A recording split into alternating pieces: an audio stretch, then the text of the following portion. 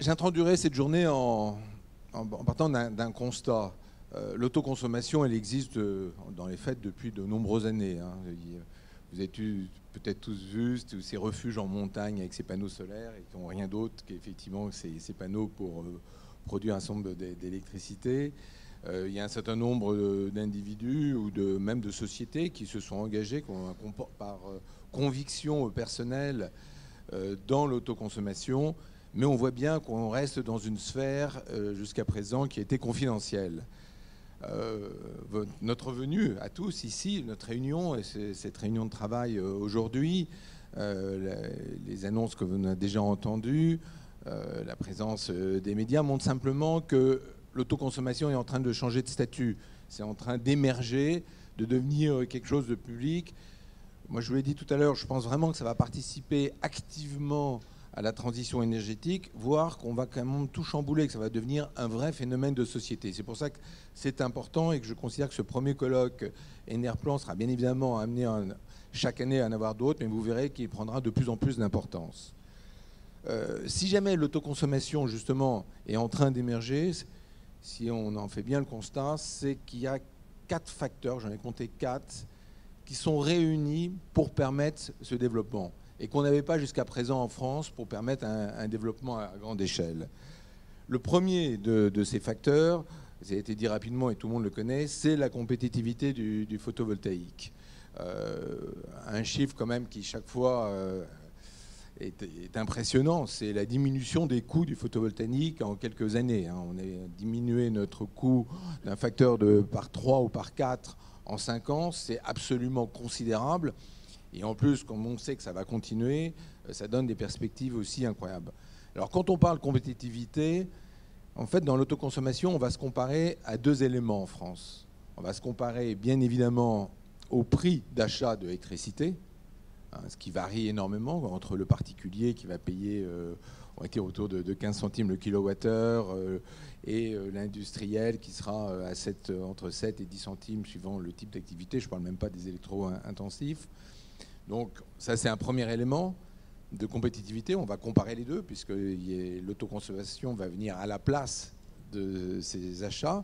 Mais de l'autre côté, en France, on a aussi ce système de production et d'achat de l'électricité par, on va dire globalement EDF-OA, même si le système est en train un peu d'évoluer, et qui a été une sorte de vecteur pour voir l'évolution du prix de marché, et qui est de fait très importante, et qui se situe à un niveau élevé actuellement, puisque dans le particulier, on achète l'électricité à un prix qui est supérieur à 20 centimes. Au niveau des toitures, on est autour de 12 à 15 centimes. Donc vous voyez des prix qui sont élevés. Et l'autoconsommation va bien évidemment s'inscrire là-dedans. On est à une bascule actuellement. On le sent bien sur ça, c'est-à-dire que l'autoconsommation aura sa place par rapport à ces 2 éléments. Ce d'autant plus, et là on va aborder ce qui sera un des premiers sujets, c'est un peu la création du marché, qui pour moi est le deuxième facteur, c'est-à-dire que est-ce que le marché est mûr pour l'autoconsommation. Donc on a profité du colloque pour faire une enquête d'opinion sur à la fois les Français et l'autoconsommation, avec 2 buts bien précis, à la fois étudier le comportement du particulier et aussi le comportement des industriels. Je crois que ça sera une des premières tables rondes aura lieu là-dessus. J'insiste sur cette vision de la création du marché, c'est que individuellement, chacun réagira un peu de manière différente. Il y a l'aspect compétitif, donc l'aspect économique, mais il y a aussi tout de même de plus en plus l'aspect comportemental. C'est-à-dire que de comportement de citoyens ou d'image, et que des gens vont investir par rapport à ça, et un peu moins par rapport à ces aspects uniquement de rentabilité économique. Il y a des chaînes, il y en a une qu'on connaît tous bien, mais qui a mis ça à grande échelle, qui est Ikea, qui par exemple a déjà lancé complètement l'autoconsommation, un vaste programme d'autoconsommation sur toute l'Europe, et ils ne le font pas manifestement pour des critères à ce stade économique, mais beaucoup plus pour être cohérents avec l'image qu'ils veulent véhiculer. Donc c'est important pour la création du marché.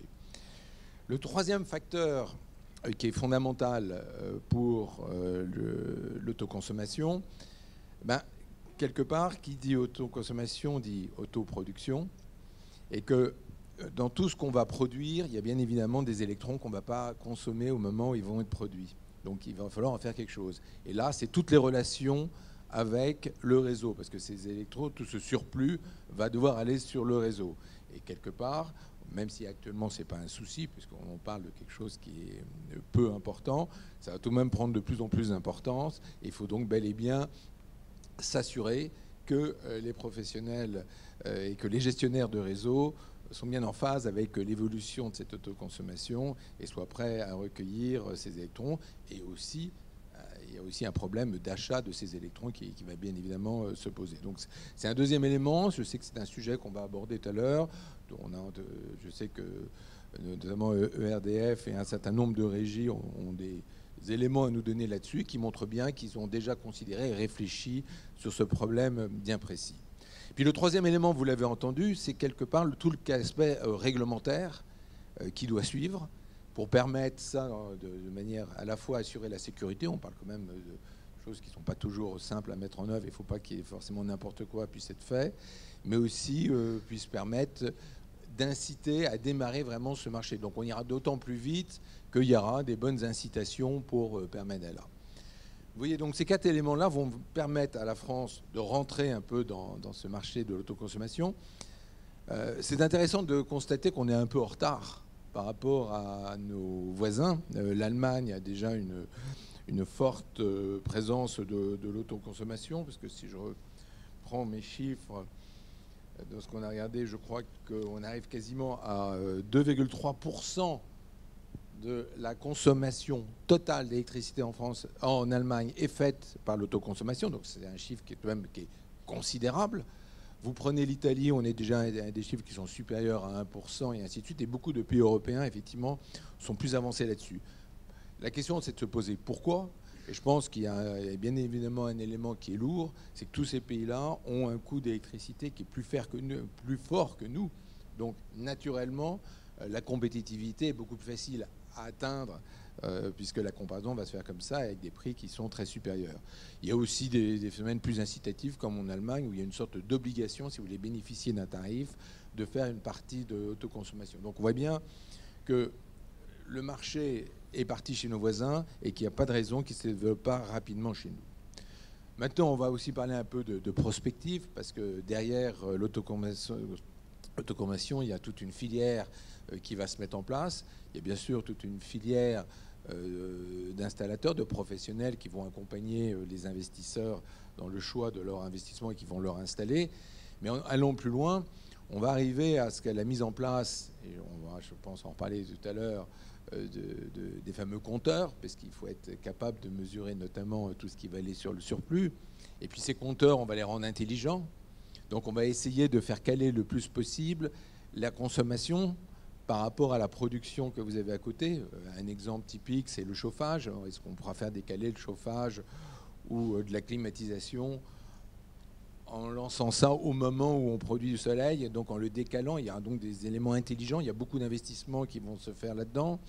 Si on raisonne à plus grande échelle, il y aura tous les aspects de prévoir quand est-ce qu'il y aura la consommation, donc donner les pas de temps et d'arriver à dire on va prévoir à tel moment, donc on aura la domotique qui permettra d'aller jusqu'au bout. Il y aura tous les réseaux qui vont se faire au niveau intelligent, au niveau des cités. J'en passe, c'est des meilleurs. On a parlé du stockage. Donc vous voyez, derrière ça, il y a toute une industrie qui va se mettre en place, qui va accompagner, qui va faire des progrès énormes, qui est déjà présent, j'insiste.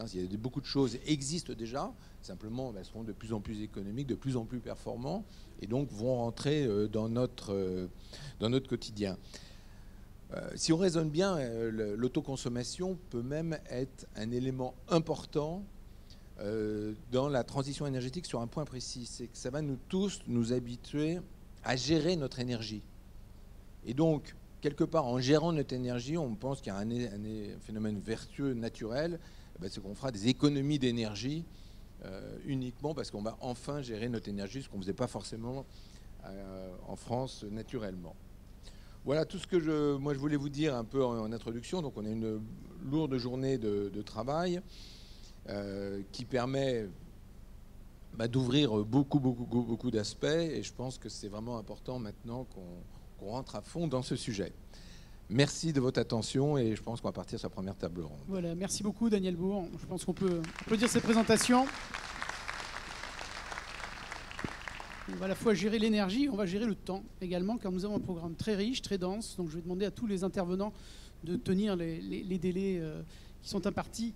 Merci encore Daniel Bourg. On entre dans le vif du sujet et on commence tout de suite par la première table ronde avec la découverte de l'enquête d'Opinionway, les Français, l'autoconsommation photovoltaïque, et par un testimonial passionnant, vous allez voir, de maîtres d'ouvrage qui se sont déjà lancés dans l'aventure de la technologie de l'autoconsommation. J'appelle Marc Cubista d'Opinionway. Je vous invite à venir me rejoindre à la tribune. Franck Charton du Périfem, Alain Laforgue, PDG de Leclerc Langon, qui s'est lancé dans l'aventure de l'autoconsommation, Geneviève Bubel, d'une régie locale en Suisse, et Olivier Béchu, promoteur immobilier dans le sud de la France, qui s'est lui aussi lancé dans l'aventure. Marc Cubista, je vous invite à rejoindre le pupitre. Vous êtes directeur d'études Opinionway. Que dit votre sondage de l'appétence des Français pour le solaire photovoltaïque? Et est-ce que l'autoconsommation ne renforce pas ce désir d'ailleurs d'aller vers l'énergie solaire photovoltaïque? Je pense que vous allez nous donner des réponses. Tout à fait. Alors bonjour à tous.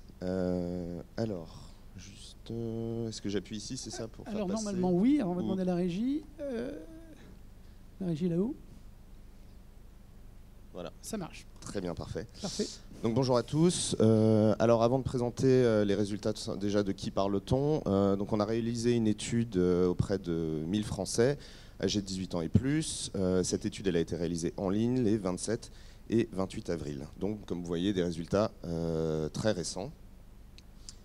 Et tout de suite donc le premier renseignement de ce sondage, on voit que on a donc 47% des Français qui nous disent qu'ils sont prêts à investir dans une installation d'électricité solaire en autoconsommation. Alors que ça peut être soit, on leur a proposé différentes possibilités, soit pour être en totale autonomie, donc à 100%, ou également avoir une couverture minimale ou partielle.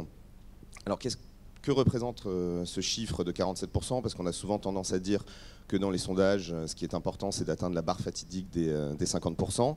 Alors ici, on ne l'atteint pas, mais pour autant, c'est un chiffre qui est quand même loin d'être négligeable, dans la mesure où, si on rapporte ça à l'ensemble de la population, on est quand même à un Français sur deux, donc qui serait prêt aujourd'hui, en tout cas qui nous disent être prêts à investir dans une installation d'électricité solaire en autoconsommation. Alors qui sont-ils ces Français?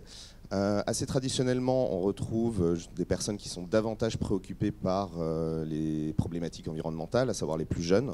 On est à 63% des moins de 35 ans contre 28% des plus de 35 ans. Et ensuite, on a également les personnes également qui ont un peu plus de moyens pour investir dans ce type d'installation, avec 58% des cadres contre 52% des catégories populaires. Les jeunes n'étant pas forcément ceux qui ont le plus de moyens. Tout à fait. Alors qu'eux ont plus d'appétence. Voilà. Après, ils sont prêts à investir. Après, la question est de savoir est-ce qu'ils ont les moyens. En tout cas, ils sont disposés. Peut-être que pour l'avenir. Voilà, pour l'avenir, c'est en tout cas bon pour votre secteur. Alors pourquoi? D'où vient cette... comment on peut comprendre cette disposition finalement à investir dans l'électricité solaire?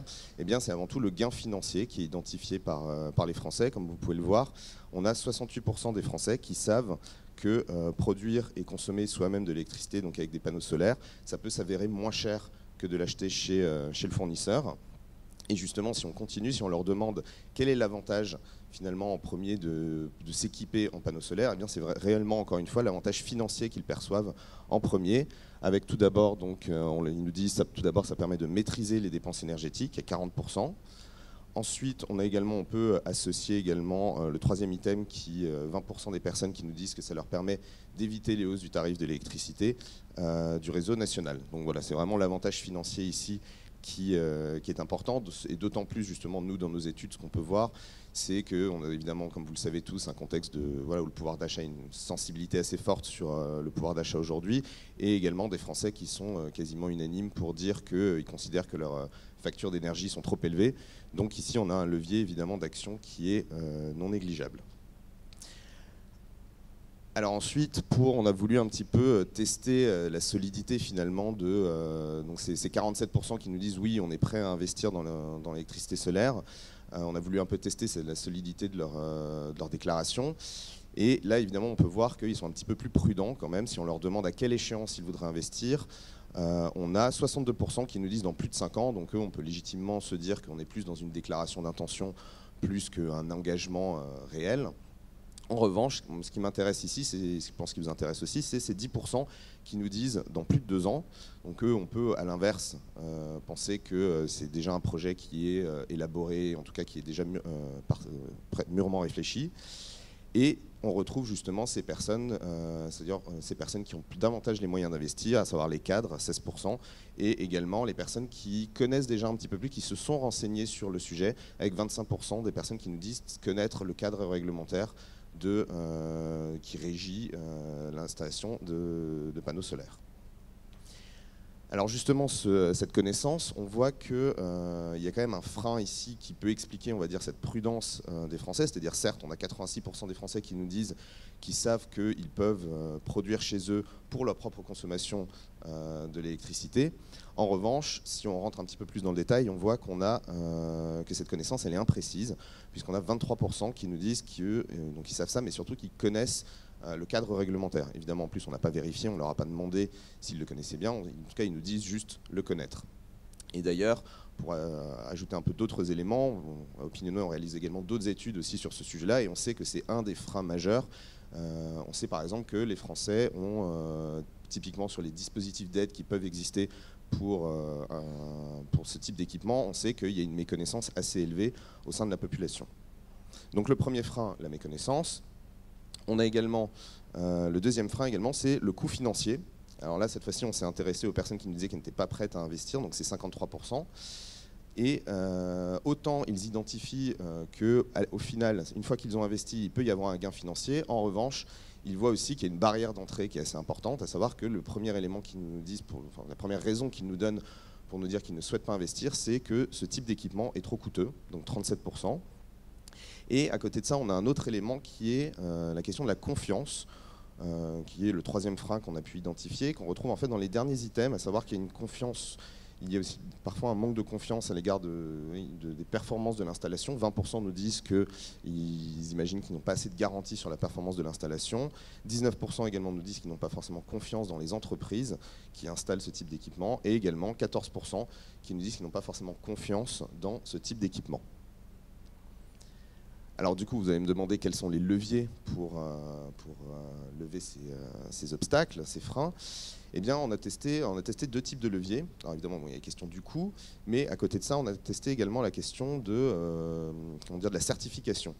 À savoir, est-ce que les Français feraient davantage confiance à une entreprise qui bénéficierait d'une qualification reconnue par l'État comme QualiPV. Et là, vous voyez que les résultats sont assez significatifs. On a 63% des Français qui nous disent qu'ils auraient davantage confiance dans une entreprise qui serait certifiée par une telle qualification, et surtout 26% qui nous disent qu'ils auraient beaucoup plus confiance. Et également, ce qui est intéressant, c'est qu'on a, parmi ceux qui nous disaient qu'ils étaient prêts à investir, on a 76%, donc 13 points de plus qu'au global, qui auraient davantage confiance.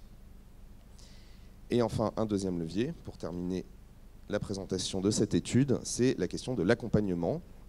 L'accompagnement du fournisseur d'électricité. On leur a demandé s'ils souhaiteraient être accompagnés dans leur démarche pour installer des panneaux solaires, donc par leur fournisseur.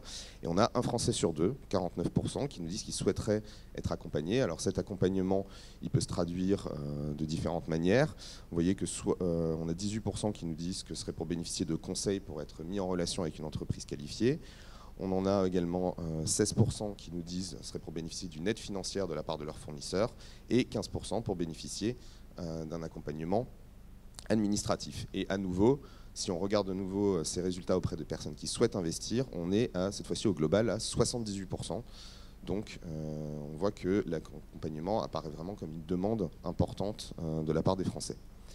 Donc pour conclure, le principal enseignement, si vous devez retenir une seule chose de ce sondage, c'est voilà, il y a une disposition des Français pour investir dans ce type d'équipement, mais avec 2 freins principaux qui sont évidemment le coût, mais également le niveau d'information qui, de manière générale, grèvent finalement la concrétisation de cette disposition à investir. Et peut-être un troisième avec la confiance aussi à restaurer, on l'a vu. Tout à fait, et la confiance à restaurer. C'est important, avec des labels de qualité. Donc le chemin est ouvert. Voilà.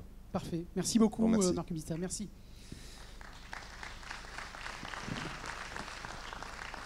On enchaîne tout de suite avec vous, Franck Charton. Vous êtes directeur général de Périfem. Périfem, c'est l'association technique du commerce et de la distribution qui compte 25 000 magasins adhérents et plus de 50 millions de mètres carrés de surface. Alors, une enquête d'opinion réalisée pour Enerplan auprès de 200 responsables montre que l'autoconsommation a de beaux jours devant elle, dans la grande distribution notamment. Alors, vous allez nous expliquer pourquoi. Je vous invite à rejoindre le pupitre. Vous avez votre présentation qui va défiler devant les yeux de tout le monde. Et vous avez une petite zapette pour faire tourner. Bonjour à toutes et à tous. C'est bon. Bon, ça marche, on m'entend? Moi, je m'entends pas, mais... Allô? Oui, c'est bon. Je n'ai pas besoin de la zapette normalement parce que j'ai un slide. Très bien, parfait. Ça va être simple. Il Bonjour arrive. à toutes et à tous. Effectivement, Périfem, c'est un écosystème dont le but est de promouvoir des solutions, à la fois pour les utilisateurs, que sont les membres de la grande distribution, mais aussi leurs apporteurs de solutions, leurs fournisseurs. On a mené effectivement une enquête auprès de... Alors, c'était pas avec Opiniono, c'était un peu moins scientifique que vous, mais on pense qu'à grosse maille, on a quand même des infos intéressantes, en tout cas des tendances. Alors, je sais pas, vous l'affichez pas Écoutez, la régie en haut arrive, il y avait un petit problème technique, ça arrive tout de suite. Là, voilà. Très bien. Merci, la régie. Bon, il y a beaucoup de chiffres, on ne va pas absolument pas tous les commenter. Vous les aurez dans le dossier ou absolument. On les recevoir. On retrouvera sur Internet donc, les présentations. On a fait un sondage auprès des adhérents, c'est-à-dire les membres de la grande distribution, sur leur ressenti par rapport à l'autoconsommation. Et puis après, on ira ensemble dans un petit tour d'horizon, quelques retours d'expérience de quelques distributeurs qui ont déjà mis en place de l'autoconsommation, et puis les opportunités et les freins éventuellement qu'on a pu mettre en exergue. Absolument. Alors, dans les chiffres intéressants, 94% des sondés connaissaient la possibilité de produire leur propre électricité, donc le mot autoconsommation n'était pas forcément un mot inconnu. Par contre, les chiffres qu'on a pu mettre en lumière après ont été, pour certains, un peu plus étonnants. Alors le premier, dans l'équipement en panneaux solaires, les chiffres, donc ce sont les chiffres que vous voyez à droite. Si j'ai un... Non, je ne peux pas projeter. Non, on ne peut pas pointer. Non. On peut pas pointer. Donc, 68% des sondés ont indiqué qu'ils étaient prêts à s'équiper pour être plus autonomes, 68% pour maîtriser leurs dépenses énergétiques, 42% pour agir sur l'environnement, 37% pour apporter une plus-value au magasin, 37% pour éviter les hausses de tarifs d'électricité. Donc, on voit qu'il n'y a pas vraiment un chiffre qui se détache. Il y a plusieurs... On est dans plusieurs informations qui ont à peu près le même poids. Le sujet du rechargement des voitures électriques, visiblement, pour l'instant, on n'a pas dû comprendre le sujet, ou je ne sais pas, mais 5%. Voilà. Ça va venir. On reviendra peut-être sur la question, mais la qualification des entreprises, bien sûr, il y a eu un fort assentiment sur la question. Mais enfin, quand on pose cette question-là, on a quasiment la réponse. En réalité, cette question a permis de mettre en lumière d'autres éléments. Et en fait, aujourd'hui, le retour d'expérience qu'on a eu sur les premiers qui ont mis en place de l'autoconsommation, c'était pas tant la question de la certification de l'entreprise, c'était plutôt la qualification tout court de l'entreprise. Et je sais qu'un de mes adhérents m'a dit, si déjà j'avais des entreprises capables de poser des câbles droits avec des repères, ça serait déjà pas mal. Je ne cite pas de nom. Voilà, dernier chiffre, 62% sont prêts à investir, donc pour devenir plus autonome, pour couvrir 50, 40, 30, 20% de la consommation. Et alors c'est une caractéristique de la distribution, surtout alimentaire d'ailleurs, par rapport à ce qu'a dit M. Bourg tout à l'heure. Globalement, l'autoconsommation dans la distribution sera quasi systématiquement entièrement dédiée à l'autoconsommation. C'est-à-dire qu'il est a priori pas... Alors, vous nous en parlerez sur votre magasin, mais je pense que ce sera le même cas. On n'est pas parti pour réinjecter sur le réseau. les cas qui ont... vous avez cité Ikea, Castorama aussi commence à avoir un retour d'expérience important. Et pour l'instant, on n'est pas dans la réinjection sur le réseau, on est vraiment uniquement 100% d'autoconsommation. Car rappelons-le, il y a des besoins 7 jours sur 7, des frigos. Besoin de 7 jours sur 7. Effectivement, pour le froid alimentaire, les frigos, il faut les alimenter constamment, y compris le week-end. Et donc, un talon de consommation qui est important. Voilà, dernier chiffre, et ensuite on peut passer à notre échange. Sur êtes-vous prêt à investir, il y en a quand même 40%. Alors, il est tout en bas en rouge, là-bas, derrière vous. C'est 40% qu'on dit qu'ils n'étaient pas prêts à investir. Alors, ça, c'est un retour d'expérience intéressant qu'on a eu dans le sondage, c'est que, et ça corrobore ce que disait M. Bourg dans les drivers, qui fait qu'on peut se lancer dans l'autoconsommation ou pas. Finalement, il y a 3 drivers. Le premier, c'est la politique de l'entreprise, l'image que souhaite éventuellement développer tel ou tel distributeur. Le deuxième levier, c'est le coût économique, c'est le ROI, c'est la rentabilité de l'investissement. Et puis le 3, et je le mets en 3, c'est la partie réglementaire. Mais les 2 premiers sont bien en première position. Et ce que disait M. Bourg, c'est que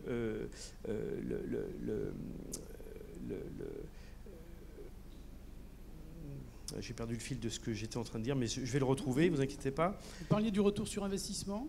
Oui, voilà, donc les premières installations qui ont été faites, notamment chez Ikea, notamment chez Castorama, l'ont été moins sur un retour d'investissement que pour une raison d'image. Absolument. C'est assez vrai. Avec un retour d'investissement qui a quand même beaucoup évolué, puisque dans les premières études qu'on avait faites avec l'ADEME sur le photovoltaïque en 2008, on était sur des ROI qui étaient plutôt entre 15 et 20 ans. Et globalement, les ROI dont on a entendu parler pendant notre enquête, c'était autour de 10 ans, entre 10... Quasiment divisé par 2. Quasiment divisé par 2. En 8 ans. Voilà, absolument. Donc j'imagine que ce constat-là fait que vos adhérents regardent l'autoconsommation de plus près. Oui. Et donc j'ai retrouvé le fil de ce que je voulais vous dire sur l'investissement, sur les 40%. Finalement, les premiers distributeurs qui se sont lancés sont 100% en autofinancement. Ce qui m'a d'ailleurs... Alors, ce que je dis, évidemment, c'est avec leur assentiment, sinon je ne le dirais pas. Ils m'autorisent à vous le dire. Et donc, l'investissement est 100% autofinancé, ce qui m'a en fait étonné, sachant qu'on a 40% du public qui, lui, pour l'instant, n'est pas dans une capacité d'investir, mais ce qui laisse, là aussi, demain, un travail important avec des tiers financeurs pour... Sur 10 ans, je pense qu'industriellement, ça tient la route, mais plutôt dans une relation de tiers financement que d'autofinancement. Est-ce qu'on peut évoquer le cadre réglementaire et les exigences de rénovation qui vont bientôt vous incomber? Oui, alors la loi transition énergétique dont a parlé Virginie Schwartz, effectivement, l'année dernière, a été votée et indique un atterrissage pour l'instant important et assez clair, qui est d'obtenir moins 60% de consommation énergétique sur les sites existants en 2050. Donc ça, c'est très ambitieux.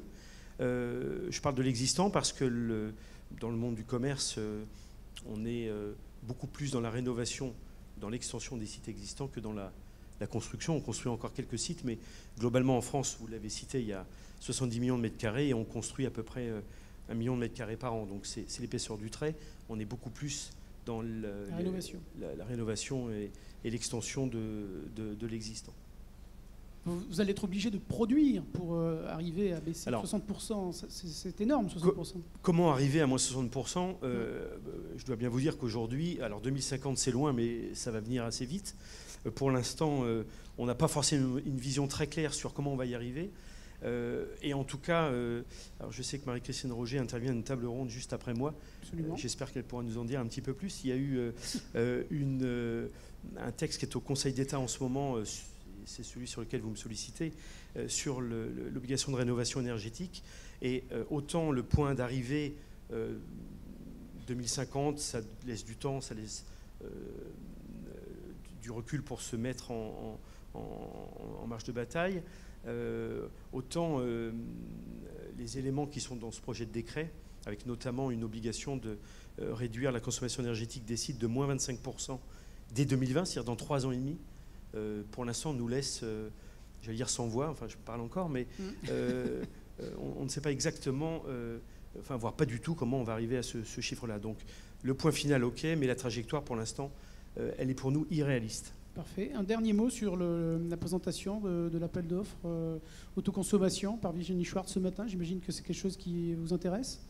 Périfem, 100, 500 Oui, kilos. alors je l'apprends ce matin, donc Ouais. on va bien sûr prendre le sujet en considération. On va le traiter. C'est plutôt une bonne nouvelle, bien sûr. J'imagine que pas mal de vos adhérents vont se pencher sur cet appel d'offres. Hein. Probablement, surtout les 62% qui sont prêts à investir. Je pense qu'ils vont le regarder. Parfait. Merci beaucoup, Franck Charton. Sur les freins, on les voit après ou... Non, allez-y. Voilà, Allez-y. j'avais, Très si rapidement. si vous me laissez, permettez juste 2 minutes. Donc, dans les retours d'expérience très intéressants, on a eu quelques freins qui ont été mis en lumière, des freins qu'on avait imaginés qui ne sont pas si importants que ça. Je voudrais en citer un. Allez-y. C'est la résistance des toitures. En fait, beaucoup disaient, oui, mais attention, sur l'existant, on ne va pas être capable de mettre des panneaux photovoltaïques. Le retour d'expérience est extrêmement intéressant. C'est qu'en réalité, on a construit avec des marges de sécurité très importantes. Et en fait, quand on recalcule, non pas théoriquement, mais pratiquement les toitures, on a aujourd'hui entre 25 et 30 kilos de charge possible. Ce n'est pas le cas partout, mais ce qui veut dire qu'en fait, on est plutôt en capacité de mettre des panneaux sur des toitures existantes que pas. Et donc ça, c'était aussi une découverte. Ah bah, Voilà. c'est- Le dernier point, et je profite de cette Bonne tribune nouvelle. pour Allez-y. faire aussi un appel à ERDF. Ils sont là, ça tombe bien. Ils sont là, ça tombe bien.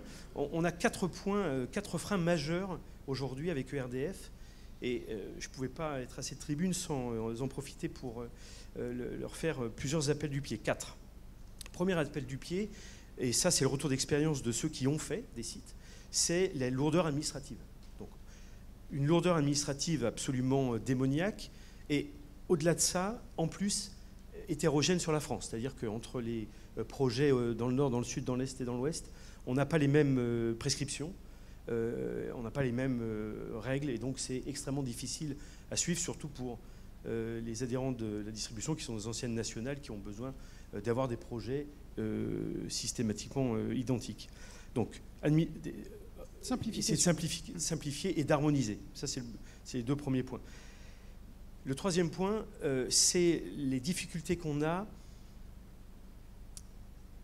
Alors, je ne veux pas parler de normes, mais enfin, c'est la NFC 1400, c'est-à-dire tout ce qui arrive jusqu'à l'entrée du compteur du site. On a aujourd'hui des difficultés avec la ERDF, et notamment sur le fait que depuis quelques mois, les demandes lors des permis de construire sont non pas de permettre, comme on l'avait jusqu'alors, une livraison à un point central et ensuite dans les centres commerciaux de pouvoir livrer l'ensemble des boutiques.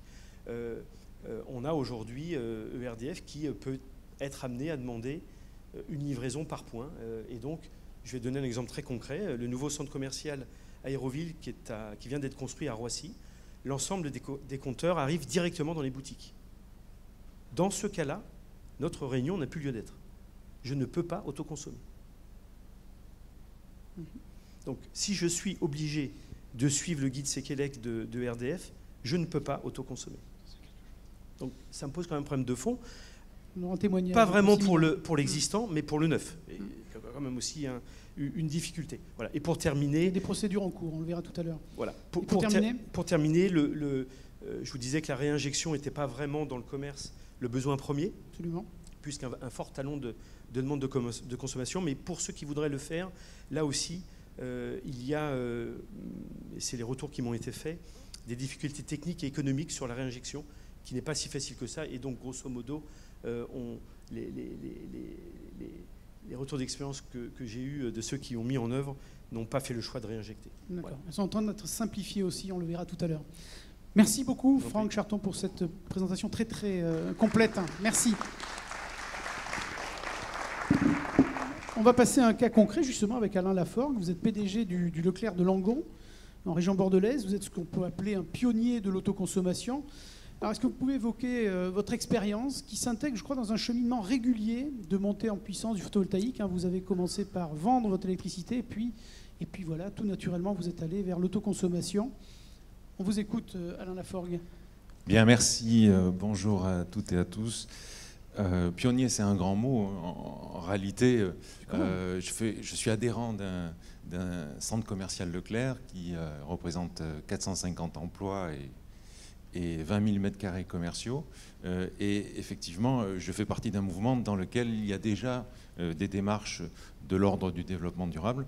Et dans mon entreprise que je dirige depuis 15 ans, j'ai avancé sur ce développement durable par le traitement des déchets, par aussi au niveau social, beaucoup de formation, de management, de communication. Et globalement, c'est logiquement que je me suis intéressé au photovoltaïque, notamment à l'occasion d'une rencontre avec un homme qui est présent ici, qui est devenu mon ami, qui est un professionnel de l'énergie, qui s'appelle Michel Tonani, qui dirige Stratégie ENR.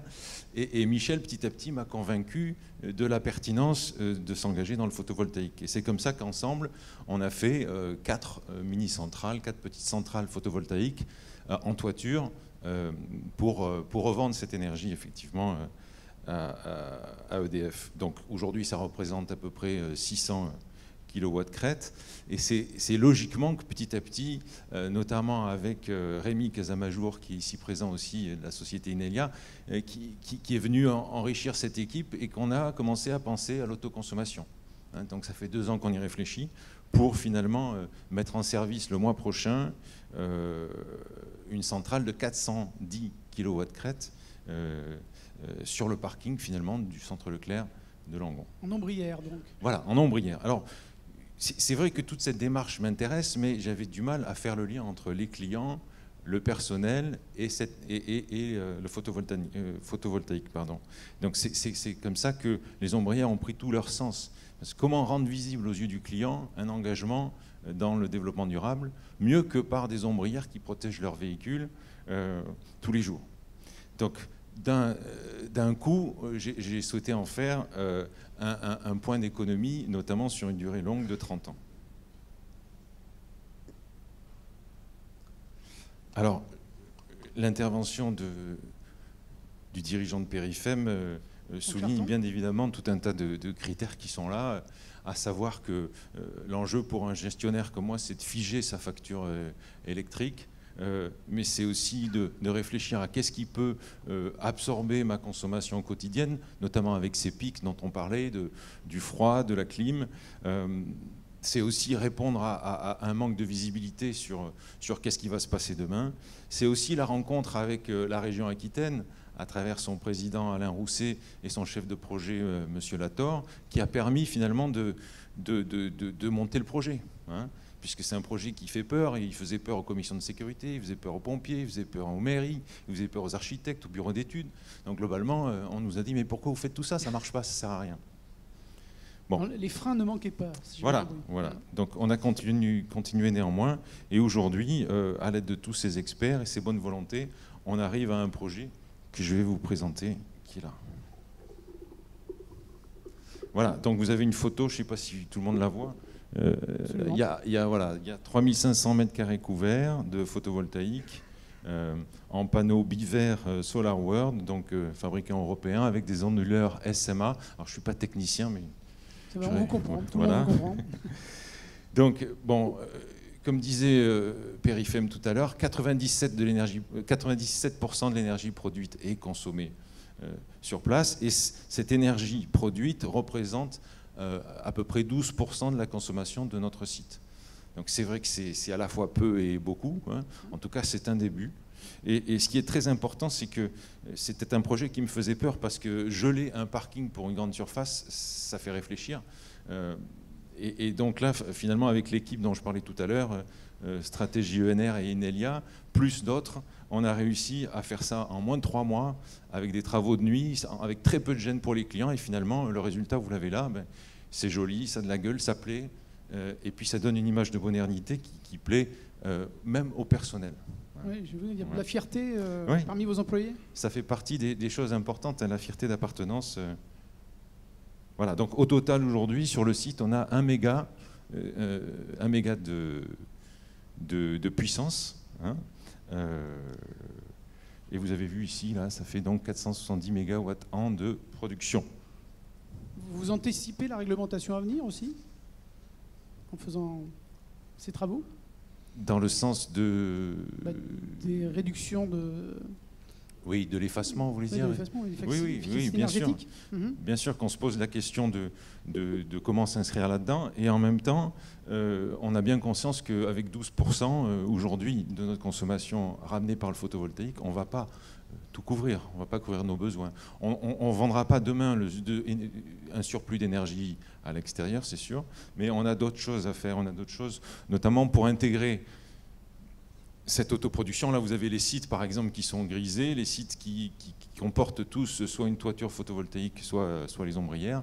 Et globalement, l'enjeu, c'est de continuer dans la démarche en travaillant, par exemple, sur nos éclairages, en continuant à faire tout le travail sur les déchets, vous voyez, et en essayant d'augmenter cette part autoproduite au-delà des 12%. C'est aussi se poser la question à terme de dire, nous avons aujourd'hui des mini-centrales en toiture, avec revente à EDF, est-ce qu'il faut sortir ? Quand est-ce qu'il faudra sortir de là? Est-ce que demain, si c'est nous qui sommes l'exploitant en dessous de la toiture, est-ce que nous consommerions l'énergie produite, ou est-ce que demain, est-ce que nous pourrions la vendre aux locataires, hein? Vous voyez, il y a toutes ces questions qui se posent pour élargir. Alors, au niveau régional, c'est important que je vous dise aussi que certains de mes collègues ont vite emboîté le pas, parce que le mouvement Leclerc, c'est des indépendants, hein. On est tous propriétaires de nos outils. On est tous patrons chez nous. Vous avez fait des émules. Visiblement, oui. Déjà, l'équipe dont je parlais est en train d'embrasser de nouveaux projets dans la région Aquitaine, toujours avec l'aide de la région Aquitaine. Et ça va vite. C'est-à-dire que la décision va vite chez nous. Et il y a des projets tout neufs. Il y a un projet tout neuf à côté d'Arcachon qui va sortir dans un mois. Il y a des projets plus anciens qui mettent des ombrières sur leur parking.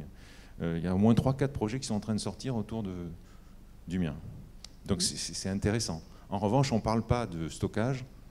Aujourd'hui, on ne s'est pas penché là-dessus. On n'en a pas besoin. Avec des tels taux d'autoconsommation, vous n'avez pas besoin. Voilà. D'accord. Et ce que je note aussi, c'est important, c'est que vous avez joué collectif. Vous parlez beaucoup de l'équipe, des gens qui vous entourent.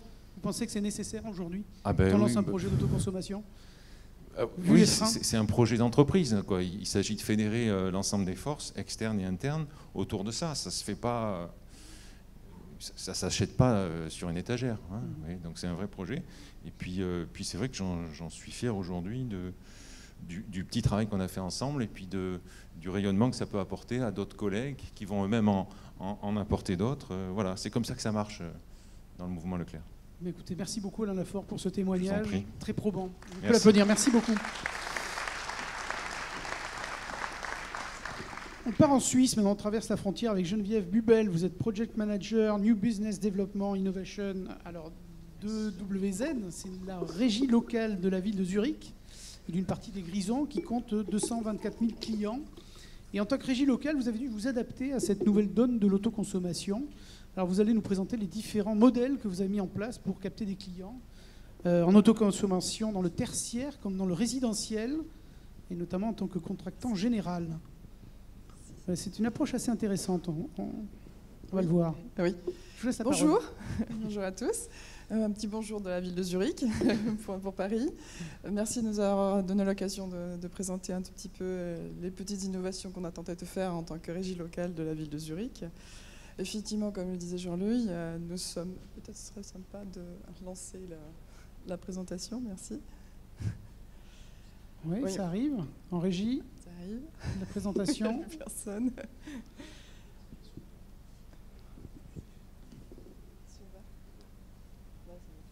Voilà, c'est parti. Voilà. Merci Donc, comme le disait Jean-Louis, nous avons à l'heure actuelle 224 000 clients. Alors, on trouve de tout, du résidentiel, de ce qu'en France on appelle style HLM, et puis aussi des industriels, des entreprises commerciales. Donc, à l'heure actuelle, nous sommes environ 1200 employés. Donc, c'est une petite régie locale, mais quand même la 6e en Suisse, sachant qu'il y en a 800 en Suisse. C'est quand même assez impressionnant pour un si petit pays. 800 régies, d'accord. 800 régies locales, tout à fait. Pardon. Parlez bien dans le micro, Geneviève. Oui, désolée, je chose en même temps. Du mal. Alors, nous sommes actifs dans la partie production, réseau, télécommunications, services énergétiques, et puis depuis peu, un terme qui est à la mode, ce qu'on appelle Smart Grid. Dans cette perspective des Smart Grid, on a commencé à discuter en interne aussi, et avec nos clients en particulier, qu'est-ce qu'on pourrait faire pour améliorer cette partie-là, et surtout contrer les petites problématiques qu'on commençait à sentir sur notre réseau de distribution dont nous sommes propriétaires. Alors, je ne vais pas vous écraser avec tous ces petits détails. C'est simplement vous expliquer que la ville de Zurich, c'est majoritairement, on va dire à 60% des locataires, et le reste, 40% des propriétaires, qui se divisent entre propriétaires de maisons individuelles, donc HLM, et bâtiments industriels et commerciaux. Donc, on a essayé, d'après les demandes que nous avions de nos clients, de trouver des solutions qui étaient les plus adaptées possibles à leurs demandes d'autoconsommation. Je précise la demande d'autoconsommation, puisque c'est la population zurichoise qui nous a demandé, en tant que régie locale, faites quelque chose, bougez-vous. Parce que nous avons dû faire quelque chose au niveau du solaire. Bon, c'est vrai que le solaire, en Suisse, il n'y en a pas tellement, pas autant en tout cas qu'en sud de la France, mais malgré tout, il y en a quand même assez pour faire quelque chose d'assez sympathique. Donc nous avons essayé d'adapter ce sujet-là. Pour les locataires, nous avons développé ce que nous appelons des participations. C'est certes de l'autoconsommation, mais on a utilisé le terme de participation pour inciter, pour faire comprendre à nos locataires qu'ils participent au développement du solaire de cette manière-là, et en même temps, ils sont un petit peu propriétaires de cette centrale qui se trouve au-dessus de leur tête. Ils deviennent actionnaires virtuels de leur centrale photovoltaïque, et en contrepartie, nous leur fournissons une quantité fixe d'électricité solaire qu'ils retrouvent tout simplement dans leur facture d'électricité, mais bien précisée. Ils savent pertinemment chaque mois combien d'électricité solaire ils reçoivent et à quel tarif ça représente. Et ça sur une vingtaine d'années, voire même 30 ans, selon on va dire, les contrats qu'on a pu faire. Et ce qui est assez intéressant, c'est qu'en fonction, s'il y a un changement de locataire, ça passe automatiquement chez le prochain locataire. Ça veut dire qu'à Zurich, un locataire peut autoconsommer de l'énergie solaire. On a vu le sondage Opinionway que le fait d'être locataire était un frein. Hein. J'ai vu ça, il y avait 20% à peu près de gens qui disent nous on est locataire, ça nous semble interdit. Ce n'est pas le cas en Suisse donc. Ce n'est pas le cas en Suisse et ça va même plus loin puisque dans certains statuts de ce que nous appelons les Genossenschaften, je suis désolée, je ne connais pas le terme en français. Est-ce que quelqu'un peut nous aider dans ces cas-là, c'est simplement... Pardon. Merci. Coopérative. Il y a même inscrit dans les statuts, dans certains statuts, je dirais même à l'heure actuelle, carrément 40%, l'obligation de participer au développement du solaire. Et c'est une volonté des citoyens zurichois. Ça n'a rien à voir, on va dire, avec un aspect réglementaire. Il est venu par la suite. C'est plutôt la réglementaire qui vient par derrière. Au niveau des propriétaires, c'est un petit peu différent puisque les propriétaires sont venus vers nous à la demande soit de leurs propres locataires ou dans le cas du résidentiel parce qu'ils ont entendu parler aussi de l'autoconsommation, que pouvons-nous faire et autres. Je dois peut-être préciser que les centrales photovoltaïques sur le résidentiel ne sont pas limitées à 3 kg comme j'ai pu le voir en France, mais c'est entre 3 et 30 kg sur une toiture. Bon, c'est vrai que certaines maisons sont un peu plus grandes possible, donc entre 3 et 30 kg. Et donc du coup, la réflexion sur l'autoconsommation s'est faite très rapidement. Et là, nous avons aussi de répondre à leur demande au niveau de l'autoconsommation en temps réel. Et le client peut, sur notre site internet, un site internet dédié, faire une estimation de sa propre consommation qu'il peut faire et de l'autoconsommation qui peut en résulter. Et à partir de là, faire une demande auprès de nos services pour faire une installation photovoltaïque sur son toit. On parlait tout à l'heure de confiance auprès des entreprises. C'est peut-être un des atouts qu'a une régie locale, puisqu'elle est en contact régulier depuis de nombreuses années avec ces clients-là, de pouvoir apporter cette confiance. Nous travaillons évidemment avec des entreprises locales. On ne peut pas faire, c'est interdit de toute manière de faire de la concurrence, entre guillemets, à nos propres artisans, ce qui est tout à fait normal. Donc nous travaillons en collaboration avec nos artisans, c'est nous qui faisons le choix des artisans, des meilleurs artisans pour répondre à cette demande-là. Et c'est ce qui fait que le taux de confiance est très élevé. Ce que disait le sondage aussi, avoir plus d'infos du fournisseur d'énergie permet de restaurer la confiance. Exactement. Et aussi par exemple suisse, c'est pas mal finalement. Oui, on essaye de faire ce qu'on peut. Et je dirais au niveau aussi de l'information du client en soi, Nous avons un site dédié et puis des informations régulières, des newsletters que nous envoyons à nos clients pour les informer des différentes possibilités et des avantages et des inconvénients. Parce qu'il faut quand même être clair, il peut y avoir des avantages et des inconvénients aussi en fonction de la situation du client. Donc là aussi, le taux de confiance augmente automatiquement. Et nous proposons automatiquement aussi à ces coopératives un service de facturation, ce qui, évidemment, pour la régie locale est intéressant aussi, il faut le préciser. Voilà. Je vais passer peut-être à quelque chose qu'on est en train de lancer, enfin on a lancé depuis le mois de juin l'année dernière. Jusqu'à présent, il y avait une séparation entre l'offre actuelle sur la partie, en particulier résidentielle HLM. Il y avait l'installation photovoltaïque, donc avec l'installateur PV, que nous faisions, qui passait par nous évidemment, mais malgré tout c'était séparé. Et puis de l'autre côté, la livraison d'électricité et le fournisseur d'énergie, c'était complètement séparé. On s'est rendu compte que pour augmenter encore la demande et pousser au maximum à l'autoconsommation, il fallait réunir la chose, simplifier, on parlait tout à l'heure de simplification, on essaie d'aller dans ce sens-là, à mesure du possible, et puis d'apporter aux clients non seulement la confiance au niveau des entreprises, mais la confiance au niveau de la technologie, et puis aussi apporter une solution de financement. C'est une autre discussion qu'on a pu entendre tout à l'heure. Apporter la solution du leasing.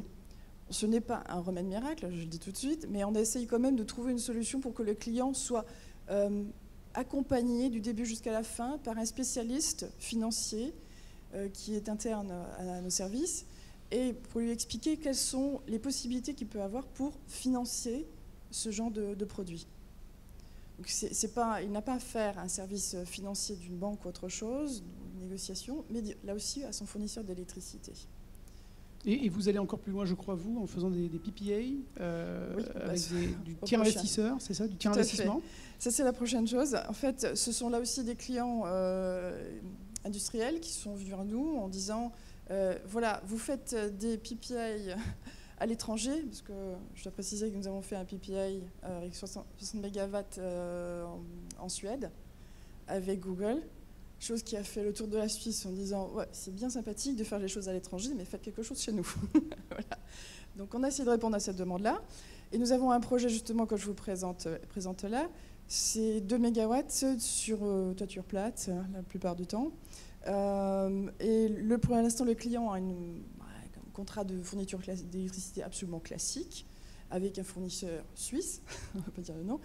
Et les études qu'on a pu faire pour l'instant, on se rend compte qu'on peut avoir un taux de consommation de 70%, ce qui est quand même énorme. Le client lui-même était au début intéressé par le PV pour savoir, simplement. Entre-temps, il est non seulement intéressé pour savoir, mais il est convaincu quand il a pu se rendre compte qu'il pouvait devenir de plus en plus autonome. Et puis, je veux dire, propriétaire d'une certaine manière de sa fourniture d'électricité. Mais avec une grosse différence, c'est qu'il n'est pas propriétaire de l'installation, puisque quand on fait un PPA, Power Purchase Agreement, on lui propose un service complet.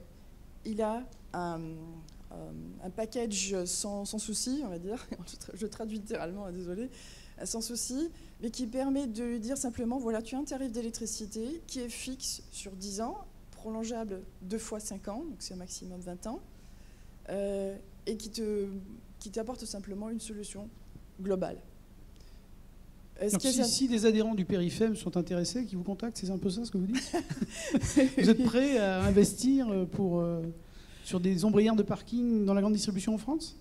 C'est une chose qu'on peut discuter, oui, effectivement. On sera déjeuner ensemble. À voir, c'est clair. Bon, c'est le système un petit peu différent en France de toute façon, mais c'est vrai que ce genre de sujet qu'on commence aussi à développer de plus en plus en Suisse. Pour le moment, la plupart aussi travaillent dans la partie injection, réinjection au réseau, mais on essaie de pousser de plus en plus la partie autoconsommation. Ce qui est aussi intéressant aussi sur la partie de ce projet-là, c'est qu'il y a un stockage qui est prévu également pour augmenter le taux d'autoconsommation et passer jusqu'à 90%. Certains vont dire, quel intérêt de la part de la régie locale, puisque nous fournissons normalement l'électricité aussi. C'est que nous utilisons aussi cette partie-là, par exemple les week-ends, pour proposer des services systèmes à Swissgrid. Donc il y a un intérêt des deux côtés, de parties. On finit juste 2 minutes sur votre projet Green City, 100% renouvelable. Tout à fait. Alors, ça paraît assez énorme au premier abord. On est passé des locataires aux propriétaires aux entreprises industrielles, et maintenant on passe au niveau du quartier. C'est un relativement grand quartier, on peut dire. Et de ce côté-là, on a essayé de répondre aux exigences de la société de 1000 watts. Donc la base, ce qu'il faut savoir, c'est qu'on est obligé de produire au moins 50% de l'électricité sur place, et la fourniture d'électricité doit être 100% énergie renouvelable. Pour vous expliquer un tout petit peu, au début, il y avait un développeur immobilier qui est venu vers nous en disant, voilà, c'est bien beau ce que vous nous avez fixé là, mais trouvez-nous des solutions aussi technologiquement parlant, qui fonctionnent. Il y a, sur ce système-là, il y a des hôtels, il y a des entreprises, il y a des locataires, logements, mais aussi des bâtiments, on va dire, tertiaires, classiques, des entreprises d'assurance, voilà, je cherchais le mot, d'assurance, et tout ont un profil complètement différent. Donc pour retrouver un profil d'autoconsommation sur du PV, ça n'a pas été particulièrement facile. Mais par rapport à la discussion que vous aviez au sujet de ERDF, pour nous c'était clair, le choix était un seul possible, un seul point d'injection, après redistribution, puisque le profil ne peut pas être le même. Donc on ne peut pas adapter, c'est pas possible. Donc nous avons fait un point d'injection simple, et par la suite, c'est nous, EWZ, qui faisons tous les travaux d'ingénierie pour adapter chaque répartition de l'installation photovoltaïque. Plus, il y a tout un modèle de participation solaire qui se rajoute. Merci beaucoup, voilà. Geneviève Huel, pour ces informations. Merci beaucoup. On peut applaudir. Voilà.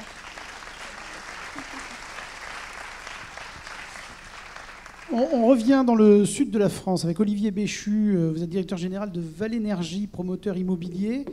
Vous êtes lancé dans la réalisation d'un complexe immobilier tertiaire, un ensemble de 4 bâtiments en autoconsommation. Vous allez nous présenter donc ce site et son fonctionnement énergétique. Et puis après, on verra que ça n'a pas été aussi simple aussi avec ERDF, avant de passer à la deuxième table ronde sur les réseaux. Bonjour à tous. Donc oui, le site se situe à Sophia Antipolis, dans les Alpes-Maritimes, entre Nice et Cannes. Donc dans notre activité, Valénergie, il y a une partie énergie, une partie promotion immobilière dans le même groupe, et qui porte ce projet immobilier. Nous avions déjà fait de l'autoconsommation en livrant un bâtiment en 2013, donc autoconsommation simple au fil du soleil, une petite quantité qui était totalement consommée et qui représentait une très petite part de l'ordre de 15-20% des consommations du bâtiment sur un bâtiment tertiaire. Et là, on voulait quelque chose de plus ambitieux. Avec de bons retours d'expérience déjà sur la... Avec un très bon retour d'expérience sur un fonctionnement... on l'a fait visiter d'ailleurs en 2014 à pas mal de gens et d'élus du coin qui nous demandaient où est le bouton pour passer de l'autoconsommation au réseau, comment ça se passe. Donc on voulait faire quelque chose de plus ambitieux. Le contexte étant le suivant, Sophia Antipolis, c'est une zone d'activité qui est un peu ancienne, qui a démarré dans les années 80, beaucoup de bâtiments anciens et très énergivores. Et le projet, c'était de faire quelque chose de un peu plus ambitieux, en avance sur son temps, plus facile à commercialiser et attractif.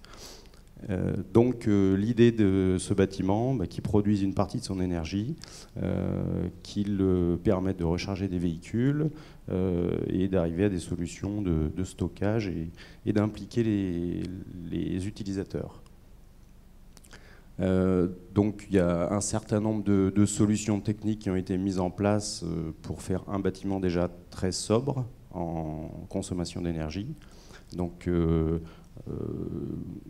on n'était pas dans l'obligation de le faire à l'époque, mais on s'est mis au niveau de la réglementation RT 2012 et un peu mieux, avec différentes solutions techniques, d'isolation par l'extérieur, de la forte épaisseur pour augmenter l'inertie, et puis un certain nombre de choix techniques. mais c'est l'énergie qui nous intéresse, donc j'y viens. Nous avons mis en place un système donc, de production en autoconsommation. Je crois que je l'ai sur le... Voilà. Le principe étant le suivant, produire et consommer sur le lieu en autoconsommation avec l'ajout de stockage en batterie, de manière à écrêter les pics de consommation du matin et du soir quand il y a moins de soleil, pour amener l'ensemble à un taux d'autoconsommation, autoconsommation, 100%, et qui couvre la totalité des besoins du bâtiment au sens de la réglementation thermique. J'ai peut-être passé un peu vite. Il y avait les taux d'autoconsommation, de consommation des différents usages au sens de la réglementation thermique, chauffage, climatisation. On est dans le secteur géographique où on a le droit de faire de la climatisation dans la réglementation thermique, eau chaude sanitaire, éclairage et ventilation pour les auxiliaires, parce qu'il n'y a que ça pour nous.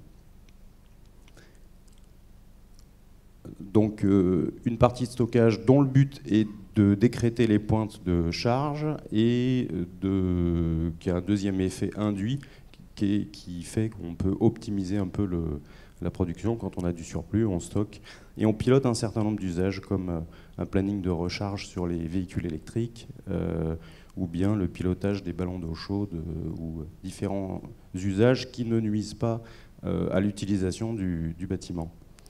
On implique aussi les utilisateurs en leur restituant leur consommation en temps réel de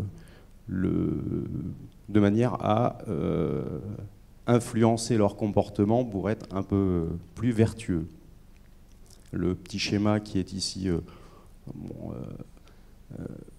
représente l'architecture, on va dire, entre les différents usages qui sont regroupés sur une GTC. Dans le bâtiment, on dit GTC, c'est plus simple, ça parle. Et puis stockage avec une partie de prévision. Donc ça, c'était le projet. Il est réalisé. Il a été livré en courant de l'année 2015. Donc on voit ces 4 bâtiments distincts. Voilà, ces 4 bâtiments. Séparés un peu, là, son importance. Oui, tout à fait. Qui sont sur une emprise foncière commune et liées ensemble par des parkings souterrains. Donc pour couvrir les besoins, les toitures des bâtiments ont été équipées, ainsi que un abri de parking, un peu moins important que celui de Leclerc, mais sur le même principe. Tout ça en autoconsommation.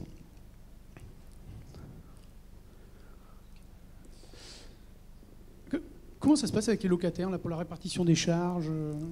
Alors le principe du programme, c'était on investit dans la partie énergie pour en faire un bâtiment vertueux à énergie positive au sens de la réglementation thermique, c'est-à-dire qui couvre les besoins. Reste ensuite les consommations des utilisateurs et l'ensemble des charges, qu'elles soient d'entretien de l'ensemble, d'eau, du jardin et d'électricité, sont réparties au prorata des utilisateurs. Voilà.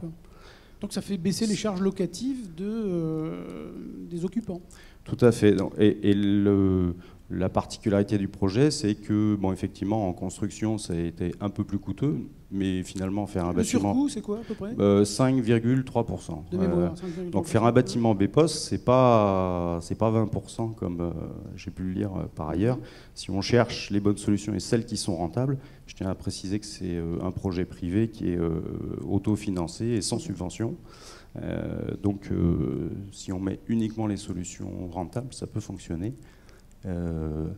On peut augmenter le loyer du coup du fait de la baisse des charges. Le loyer est un peu plus cher, les charges sont beaucoup plus faibles et du coup on est dans le prix de marché. Donc vous avez le choix entre un vieux bâtiment très énergivore et pas très sexy ou un bâtiment un peu plus moderne et ça se vérifie à la...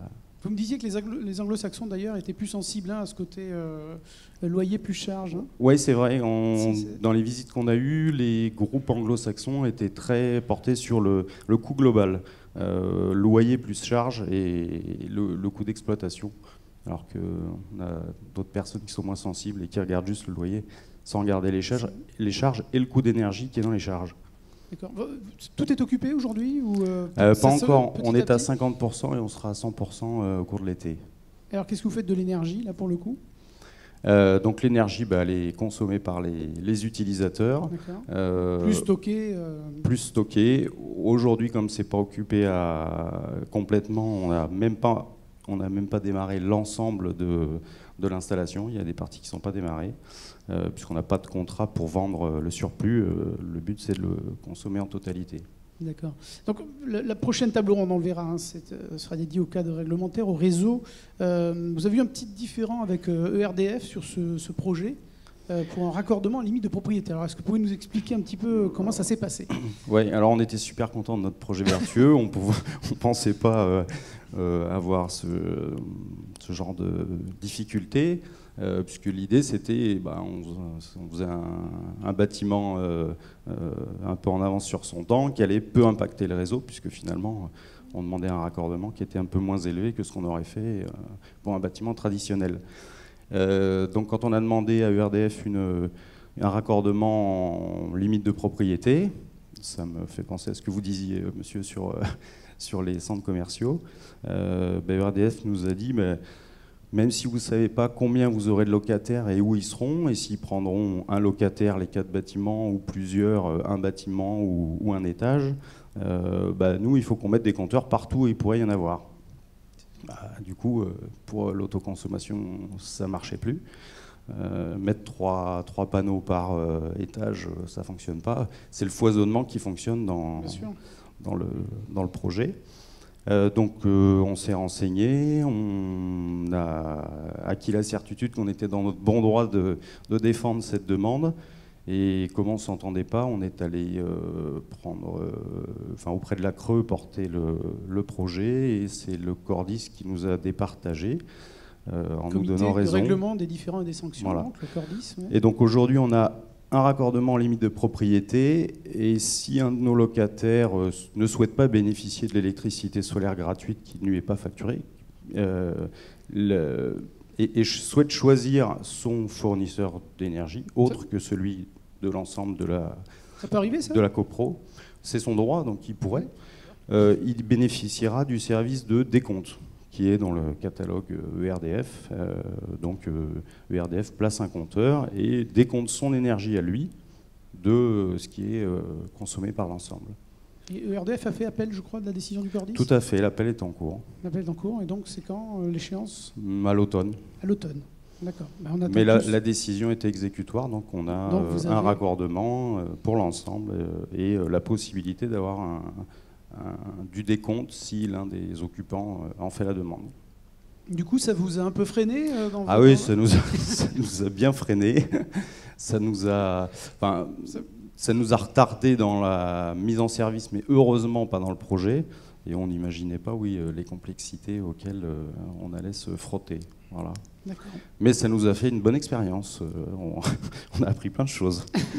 Merci beaucoup, Olivier Béchu. Je pense qu'on peut vous applaudir.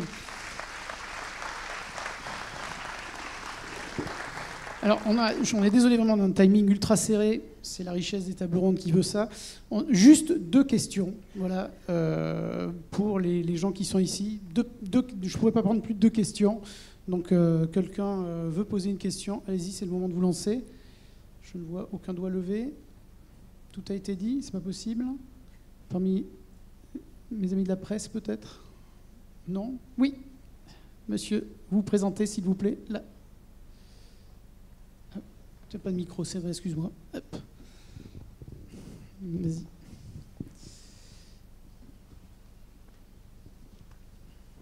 Bonjour, donc Julien Moreau, Sunshare, on développe un projet de partage d'électricité entre particuliers. Moi j'aurais une question pour Opinionway, savoir quelle était d'abord la notoriété du mot autoconsommation. Est-ce qu'il y a des gens dans votre échantillon qui n'en avaient pas du tout entendu parler, qui n'avaient aucune notion de ce que c'était? Et d'autre part, est-ce que vous avez pu sentir un besoin de partage d'électricité? Merci. Oui, c'est bon. C'est bon. Alors, toutes les questions qui ont été posées, en fait, vous ont été présentées, donc on ne leur a pas demandé la notoriété d'autoconsommation. Il y avait la question, en fait, si on veut, de notoriété, de notoriété ou de connaissance qu'on avait. C'était celle sur le fait de savoir s'ils savaient qu'on pouvait produire et consommer de l'électricité chez soi. Et donc les résultats qu'on avait, c'était 86%, donc ils savaient, et 23% en plus qui déclaraient avoir une connaissance précise.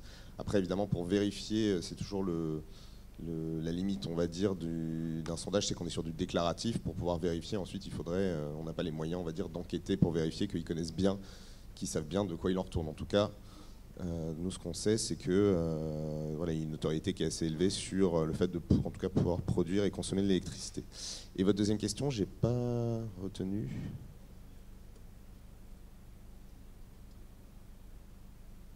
La notion, le besoin de partage, était-il ressorti dans ce sondage?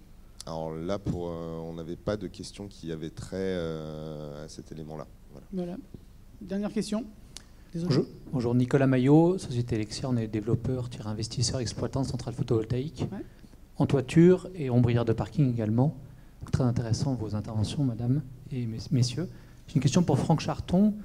On a une trentaine de centrales en autoconsommation déjà dans différents pays européens. Vous avez parlé tout à l'heure des 40% qui ne souhaitent pas investir. Est-ce qu'ils ne souhaitent pas investir et ils ne souhaitent pas faire? Ou est-ce qu'ils souhaitent faire mais pas investir? C'est-à-dire quelle est la proportion dans ces gens-là qui voudraient bien le faire si jamais il y avait un tiers investisseur qui leur offre une solution complète? Tout à fait, c'est bien le sens, en fait, le deuxième sens de la réponse. C'est comme ça qu'il faut la lire, effectivement. Les 40% qui ne veulent pas investir, c'est qu'ils n'ont pas la capacité d'autofinancement pour mettre de l'argent avec un ROI de 10 ans sur ça.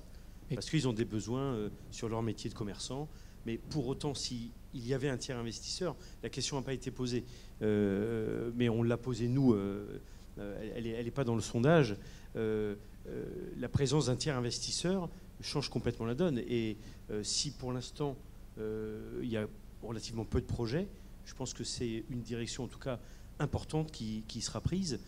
Est-ce que ce sera 40% moins? Je ne sais pas. Ce qui est sûr, c'est qu'il n'y aura pas 100% des distributeurs qui seront en capacité d'autofinancer leurs installations d'autoconsommation. Mais la question, c'est, pour des tiers investisseurs, il y en a, Elexia par exemple, mais il y en a d'autres. Mais quels sont les freins? Parce qu'il y en a des solutions. Donc quels sont les freins qui les gênent d'aller sur ces solutions de tiers investissement?